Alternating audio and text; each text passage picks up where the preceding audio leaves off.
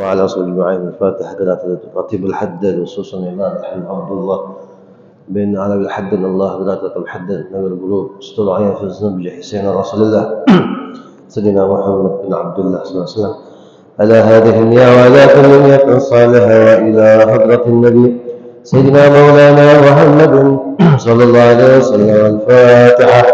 أعوذ بالله من الشيطان الرجيم بسم الله الرحمن الرحيم الحمد لله رب العالمين الرحمن الرحيم مالك يوم الدين إياك نستعين صراط الذين أنعمت عليهم غير المغضوب عليهم ولا الضالين آمين. أعوذ بالله من الشيطان الرجيم بسم الله الرحمن الرحيم الم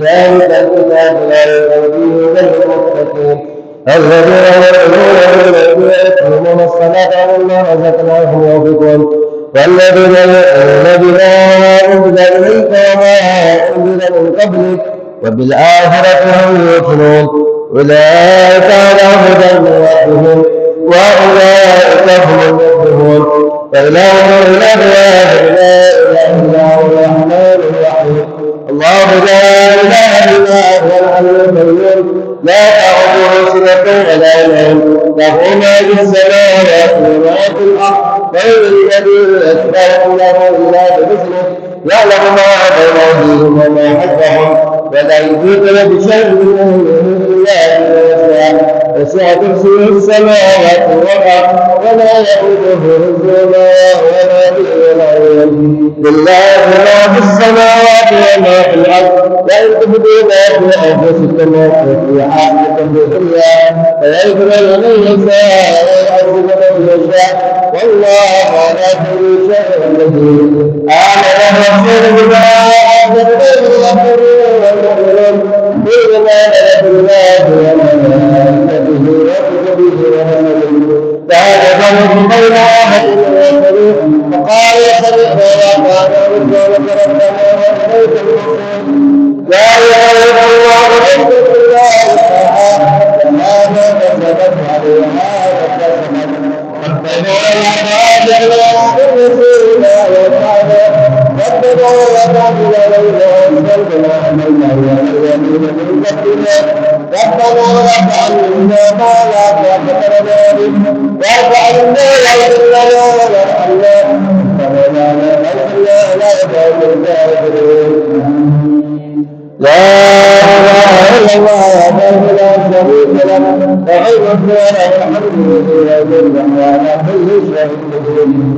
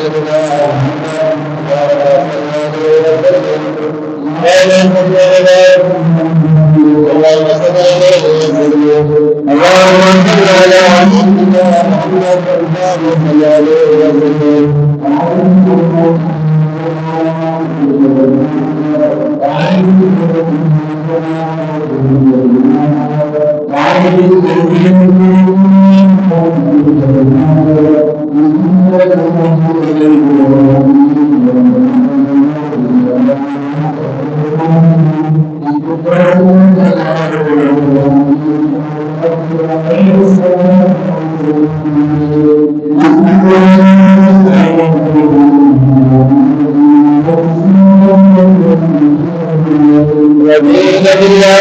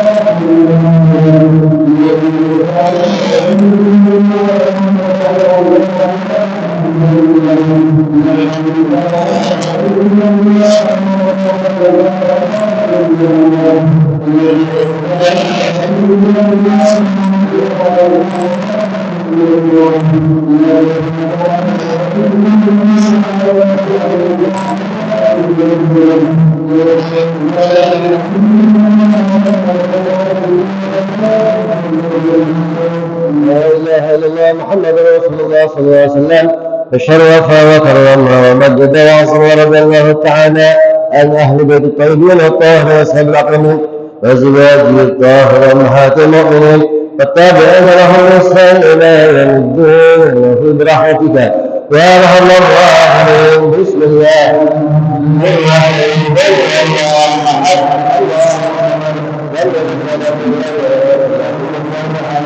الله الرحمن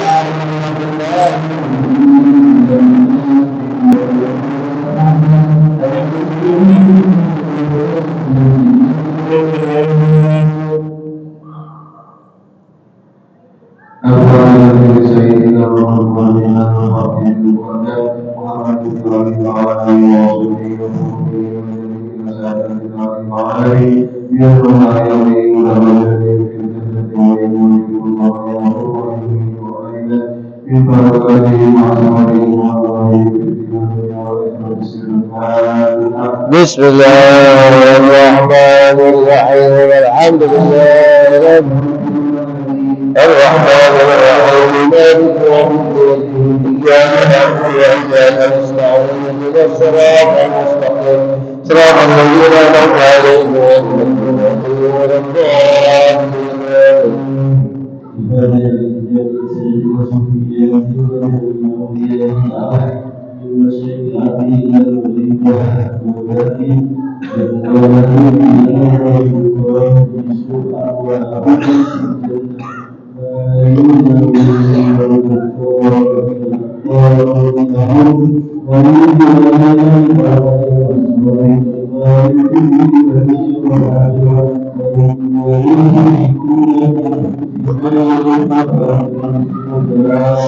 بسم الله الرحمن الرحيم. الحمد لله رب العالمين الرحمن الرحيم مالك يوم الدين إياك نعبد وإياك نستعين اهدنا الصراط المستقيم صراط الذين أنعمت عليهم غير المغضوب عليهم ولا الضالين.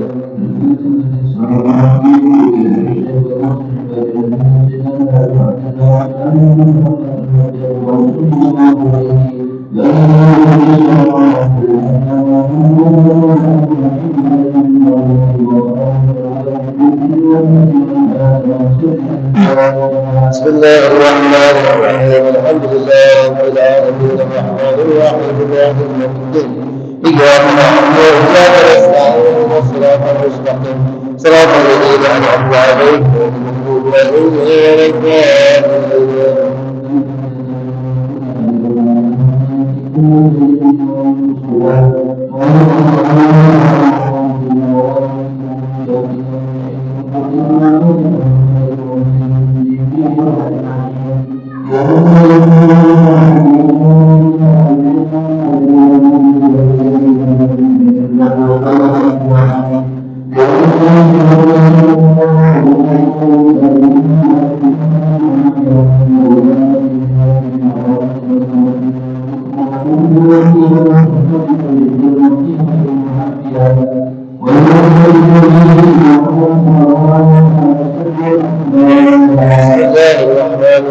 الحمد لله رب العالمين الرحمن الرحيم مالك يوم الدين إياك نعبد وإياك نستعين اهدنا الصراط الصراط المستقيم صراط الذين أنعمت عليهم.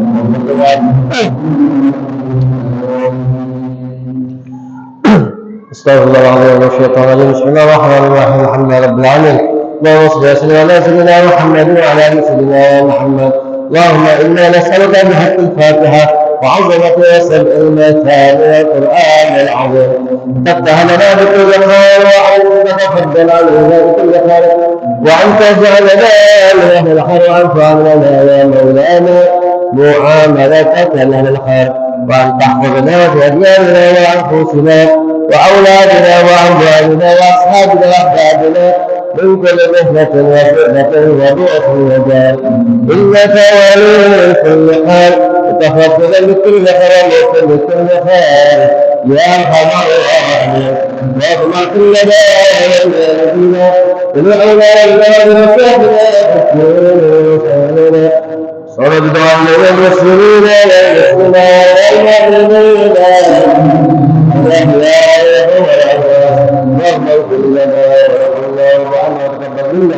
وادخلنا الجنة ونجنا من النار اللهم اهدنا سنتنا اللهم اغفرنا ولا تنقصنا من رحمتنا واغفرنا ولا تهنا وارجنا واجعلنا يا ارحم الراحمين وصلى الله على مولانا محمد وعلى اله وصحبه وسلم الحمد لله رب العالمين. اللهم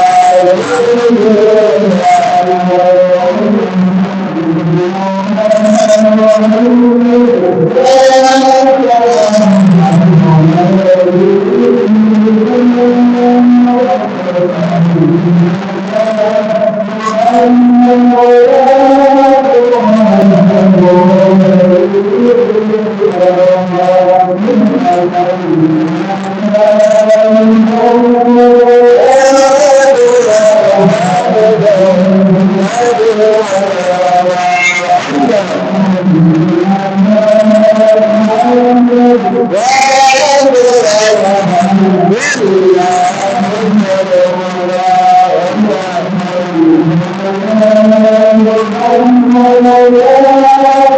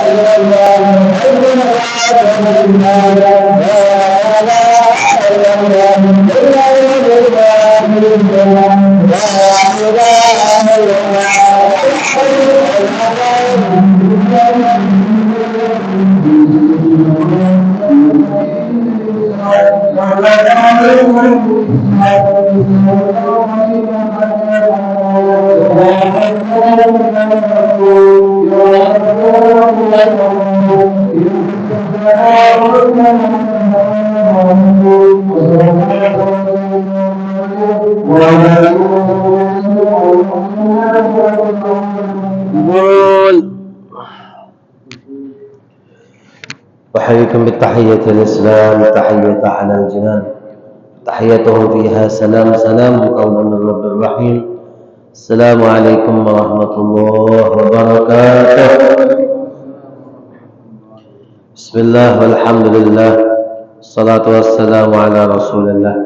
أشهد أن لا إله إلا الله وحده لا شريك له وأشهد أن سيدنا مولانا محمدا عبده ورسوله. اللهم صل على سيدنا محمد مفتاح باب رحمة الله عدد ما في علم الله صلاة وسلاما دائمين بدوام ملك الله وعلى آله وصحبه ومن والاه. رب اشرح لي صدري ويسر لي أمري واحلل عقدة من لساني يفقهوا قولي وسدد لساني واهد قلبي بجاه نبينا محمد صلى الله عليه وسلم. رضيت بالله ربا وبالإسلام دينا وبمحمد النبي ورسول ربي زدنا وزدنا فهما برحمتك يا أرحم الراحمين. أما بعد. Alhamdulillah, puji dan syukur kita kepada Allah Subhanahu wa taala yang mulia. Alhamdulillah, pada malam hari ini kita sama-sama berkumpul di masjid yang mulia ini. Kita tadi bermunajat kepada Allah, kemudian berselawat dengan baginda Nabi Muhammad sallallahu alaihi wasallam. Insyaallah, berkah perkumpul yang mulia ini semua dosa kita akan diampuni oleh Allah Subhanahu wa taala. Berkat perkumpul yang mulia ini, apapun hajat kita, hajat kedua orang tua kita, hajat daripada guru-guru kita, insyaallah dipermudah oleh Allah Subhanahu wa taala. Berkat perkumpulan ini, siapapun yang sakit, diri kita, orang tua kita, sanak keluarga kita akan disembuhkan oleh Allah Subhanahu wa taala. Amin ya rabbal alamin. Salam kita agungkan kepada baginda Nabi Muhammad sallallahu alaihi wasallam yang Nabi Muhammad berjanji, barang siapa yang banyak bersalawat kepadaku, niscaya akan mendapatkan syafaat di hari kiamat nanti. Allahumma salli ala sayyidina Muhammad wa ala alihi wasallam. Ma'asyarul hadirin wal hadirat yang dimuliakan oleh Allah Subhanahu wa taala. Alhamdulillah, kitab ini sedikit lagi kita akan selesai. Ada 3 poin. Paslah insyaallah 3 pertemuan kita akan insyaallah menggantikan kitab apa yang bakal di ini. Insyaallah Anda konsul dengan guru saya nanti. Di sini membahas berkenaan masih tentang adab ya. Ini apalagi tentang kita mencintai Rasulullah sallallahu alaihi wasallam. Radhiyallahu an ayyuhal murid kama yajibu 'alaika an tu'azzima rabbak subhanahu wa ta'ala, yajibu 'alaika aidan an tu'azzima nabiyyaka sallallahu alaihi wasallam wa ta'mala qablaka bi mahabbatik hatta tuhibbu akthar min mahabbatik li walidayk li nafsik. Wahai murid-murid, kata Imam Haddad radhiyallahu anhu bahwasanya kita ini wajib mengagungkan Allah Subhanahu wa taala yang maha tinggi, dan wajib juga mengagungi kekasihnya Nabi Muhammad sallallahu alaihi wasallam yang memenuhi hatimu dengan mencintainya sehingga rasa mencintainya itu lebih besar daripada rasa cintamu terhadap dirimu dewe. Nah, ini bahasa Palembang. Jadi rasa cinta kita ini sama Allah ini harus kita super meningkatkan suatu hal apapun dalam kehidupan, harus super. Kita ini kadang sakit, tinggal ke sholat. Padahal sholat ini pacak dalam keadaan apa beh? Tak pacak tegak duduk, tak pacak duduk nguling, berbaring, tak pacak lagi di ini ke apa? Digiring atau ditalkin. Tak pacak dia meninggal berarti di sholat tu. Ya? Jadi apapun sholat ini adalah suatu hal kewajiban kita atas ya di dalam rutinitas ya rutinitas kita dalam kewajiban kita pada Allah Subhanahu wa taala. Kemudian salawat. Nah, beda tipis be salat salawat. Itu harus everyday. Nah, bahasa dosennya. Ya. Tiap hari kita salawat kepada Rasulullah karena apa? Karena semakin kita menunjuk salam kepada Rasulullah, semakin rindu Rasulullah dengan kita. Semakin mahabbah Rasulullah dengan kita, dan juga kita insyaallah mahabbah dengan Nabi Muhammad sallallahu alaihi wasallam. Ya. Banyak salawat, zikir kepada Allah dan salawat dengan Nabi Muhammad. Insyaallah di salawat tersebut bakal nama kita ada di dalam surganya Allah Subhanahu wa taala. Sehingga diceritakan dari ceramahnya Al-Habib Naufal Al-Kaf almarhum. Jadi hambanya Allah ini sudah divoniskan oleh Allah masuk neraka karena di dalam kehidupan kebaikan dia dan keburukan dia ini imbang. Sudah digeret oleh malaikat. Tahu-tahu Rasulullah SAW memanggilnya. Ya malaikat, ini umat aku dan beliau ini ada namanya di dalam apa? Di dalam kehidupan aku. Jadi beliau muka lepit ansewet, ada daun. Daun itu ada namanya beliau, ditimbang telah keamalnya subhanallah akhirnya disyafaatkan oleh Rasulullah sallallahu alaihi wasallam. Nah, ini.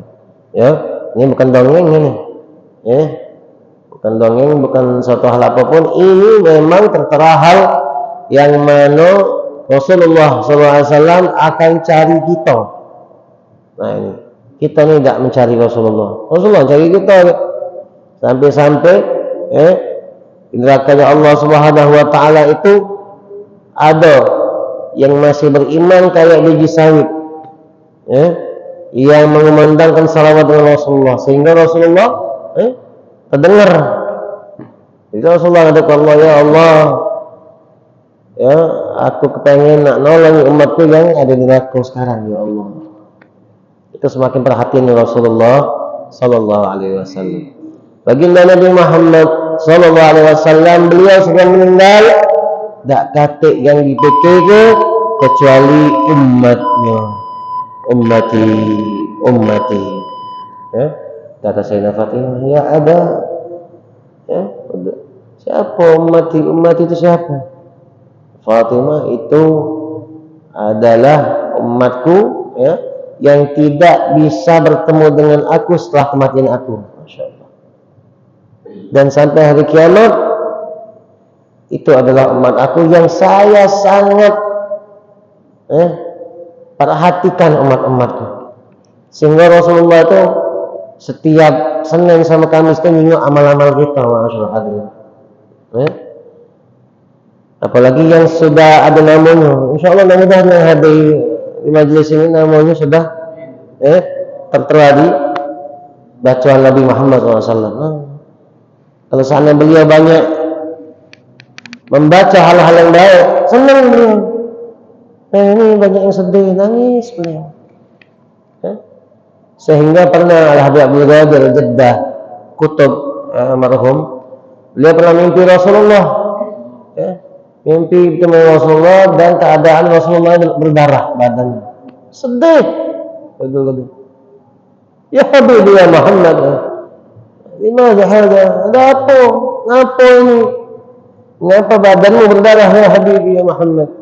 Kata Rasulullah, ya Abdul katanya, ini darah ini adalah suatu hal penanggungan dosa-dosa umatku. Yang banyak ini satu hal perkara dosa Rasulullah SAW. Beliau dengan apa? Bangun nangis beliau, nangis terseduh-seduh melihat mimpi Rasulullah SAW dalam keadaan berdarah. Dan berdoa, ya Allah, jangan sampai Rasulullah yang nanggungnya, aku yang nanggungnya. Jadi kalau satu hal apapun, kalau umat Rasulullah dosa, aku yang nanggungnya, itu Rasulullah Subhanallah. Itulah besok langsung sakit, lagi. Dan maaf agak ngembol. Jadi kata muridnya, itulah yang suatu hal dosa-dosa kita nih ditanggung oleh wali kutub. Tidak tahu sekarang siapa wali kutub sekarang. Masya Allah. Karena nanda yang namanya Rasulullah yang menanggungnya. Malah Allah nutup ke. Malah selesai kalau kita insya Allah masuk surga. Selesai ya Muhammad. Kullu ummatin yadkhulul jannah. Gara-gara umatmu sudah masuk surga. Lah bahagia kan Rasulullah. Cuma masih ada yang nyelip itulah. Emang sengaja ditutup oleh Allah Subhanahu Wa Taala biar ngapa? Biar Nabi Muhammad tidak kepikiran. Nah ini, Subhanallah ya. Itulah Rasulullah Sallallahu Alaihi Wasallam.